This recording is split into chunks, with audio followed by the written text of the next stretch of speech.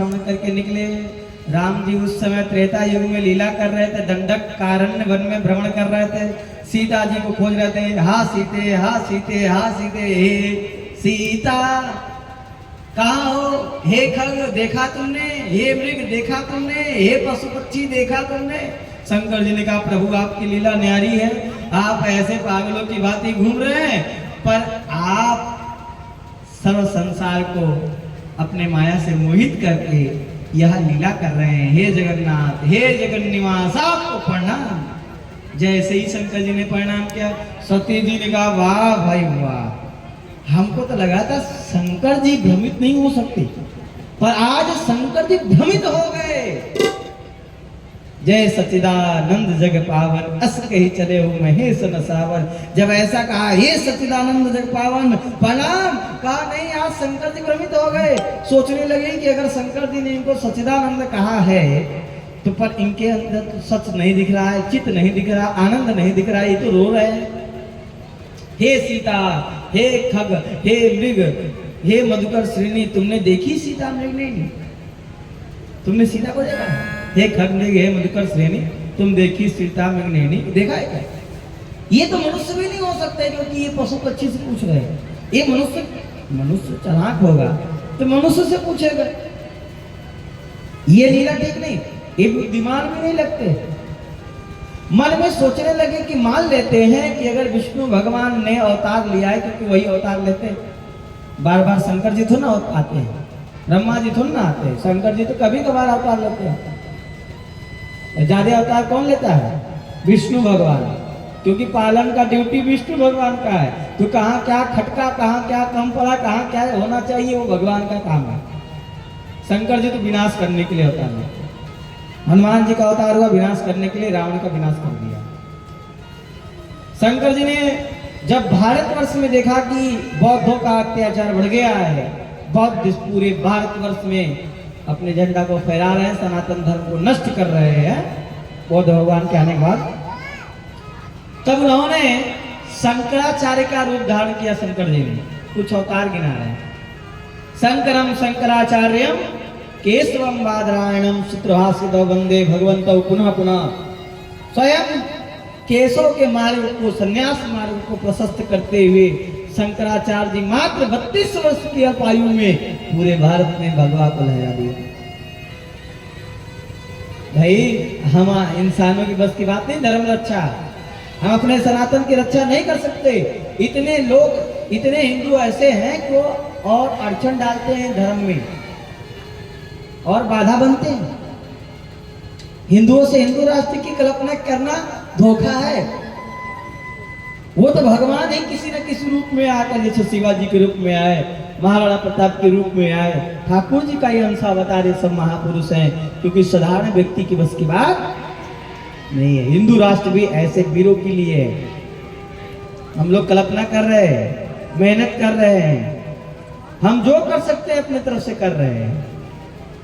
भाई अपने तरफ से निःशुल्क कथा करते हैं, अपने तरफ से जाते हैं, जो मिलता है उसी में संतुष्ट रहते हैं। इससे बड़ा क्या कर सकते हैं? ज्ञानी है तो ज्ञान ही तो बांट सकते हैं, ज्ञान के माध्यम से ही तो सनातनी हिंदुओं को जगा सकते हैं।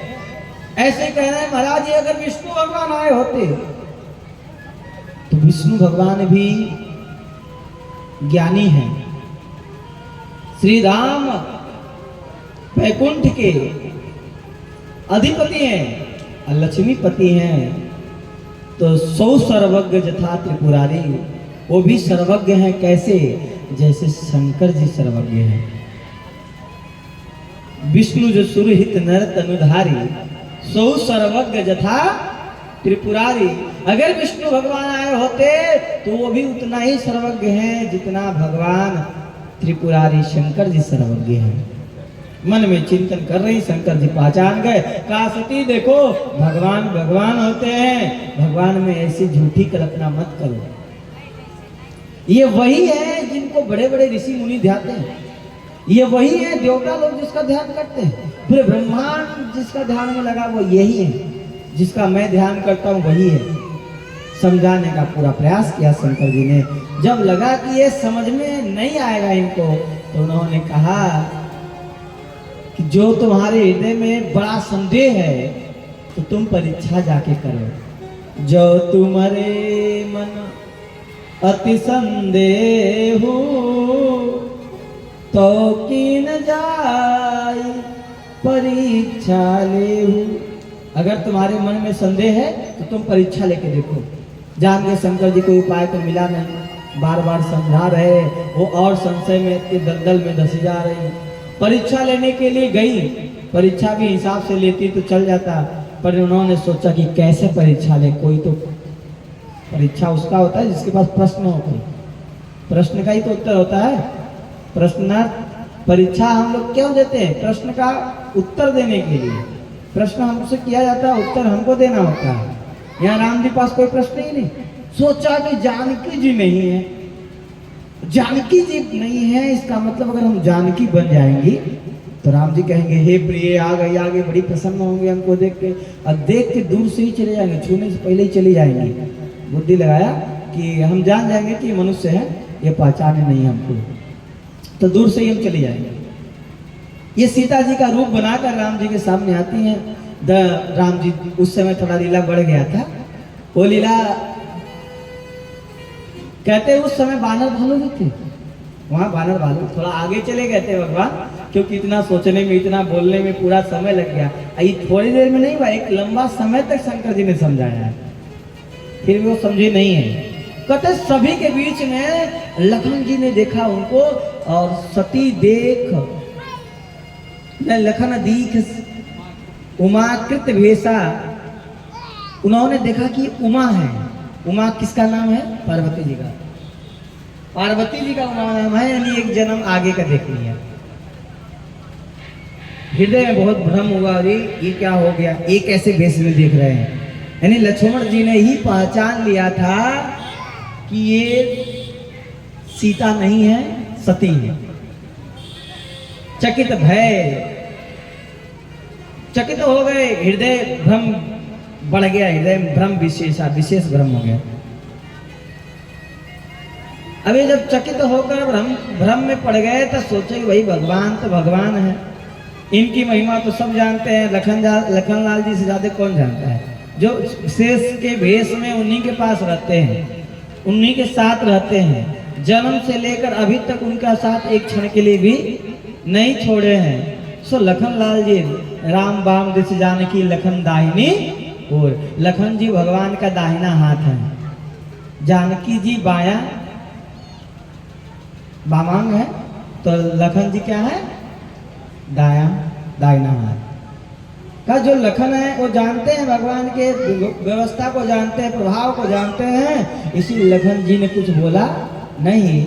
जैसे ही राम जी के नजदीक आई, राम जी ने कहा, प्रणाम किया।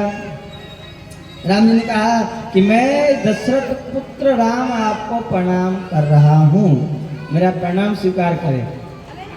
आप कहेंगे प्रणाम क्यों किया? राम जी तो भगवान है, प्रणाम इसलिए किया क्योंकि नर भेष में है, मनुष्य भेष में है, और साक्षात भगवती भवानी आ जाए तो कौन नहीं झुकेगा। तो परमात्मा कह रहे हैं मैं नर भेष का मर्यादा का पालन कर रहा हूँ, इसलिए प्रणाम किया। पूछा कि आप जंगल में अकेली क्या कर रही हो? जंगल में कहाँ है हमारे संग भोलेनाथ? आप तो सती हैं, सती को अकेले चलना नहीं चाहिए। जैसे प्रश्न किया, वो लज्जा के मारे धस गए महाराज, मन ही मन बहुत व्याकुल हुई, और कुछ नहीं सुझा उनको। व्याकुलता पूर्वक मूर्तियां चली जाती हैं, प्रणाम भी नहीं करती हैं। प्रणाम भी उन्होंने नहीं किया क्योंकि राम जी ने प्रणाम कर लिया, राम जी ने पहले ही प्रणाम कर लिया। पूछा है शंकर जी का, चुपचाप चले, मन में सोचने लगी राम राम राम, मैं शंकर कर कहा न माना, निज अज्ञान राम पर आना। मैंने शंकर जी का अगर कहा माना होता तो आज ये राम जी के ऊपर ये अज्ञानता पूर्वक मेरी दृष्टि नहीं आती। अज्ञानी मैं बनके राम जी के पास परीक्षा लेने चली आई। शंकर जी की बात मान लेनी चाहिए थी। मन में विचार करते हुए द्वंद्व में फंसी हुई सती जब आगे बढ़ती हैं तो राम जी ने अपने प्रभाव को दिखाया, आगे दिखा मार्ग में कि राम जी खड़े हैं, जानकी जी खड़ी हैं, लखन जी खड़े हैं, देवी देवता पूजा कर रहे हैं, ब्रह्मा विष्णु महेश पूजा कर रहे हैं, सब लोग। मन में भ्रम हुआ, राम जी तो पीछे थे, पीछे भी देखा राम जी, आगे भी देखा राम जी, जहां देखे वही राम जी, चारों तरफ राम जी राम जी। और अलग अलग देवता दिख रहे हैं, अलग अलग वेश में देवता दिख रहे हैं, अलग अलग उनके पास शक्तियां हैं। पर कहते हैं कि राम जी का एक ही वेश देखा, राम जी अलग अलग नहीं दिखे। देवी देवता अलग अलग दिखे, इंद्र इंद्राणी, रुद्र रुद्राणी, ब्रह्मा ब्रह्माणी, सब पूजा सेवा भगवान का कर रहे हैं महाराज। पर मन में बहुत व्याकुलता हुई, इन्होंने आंख मूंद लिया। आंख मूंद के जब आंख खोला तो फिर कहीं कुछ दिखाई नहीं दिया। आगे चली, क्योंकि मैं इस प्रसंग को बढ़ाऊंगा नहीं यहाँ, और एक एक बार गा के चौपाई अगर करेंगे तो फिर लंबा चला जाएगा, इसलिए मैं खाली संक्षिप्त में व्याख्या